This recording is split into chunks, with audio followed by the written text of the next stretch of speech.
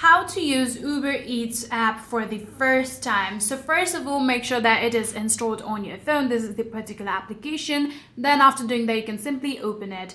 So after opening it, this is the first page that you would see. So in here, you have to remember that if you already have your Uber account from your Uber driving services, you would not need to be creating another account. You can simply log in through the same credentials that you have on your Uber driver account.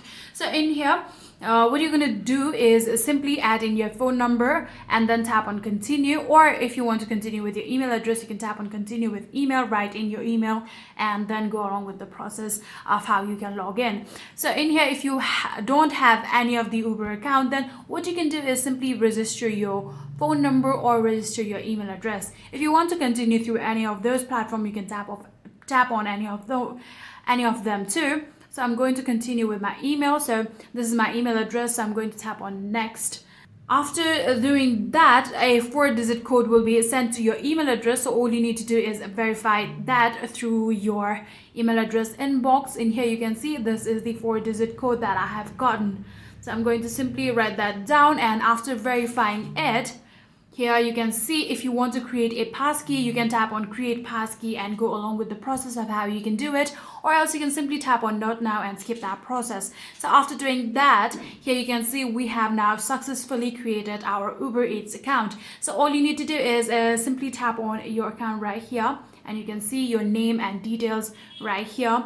If you ever want to order something, you can choose any of the restaurant. Let's go along with the McDonald's.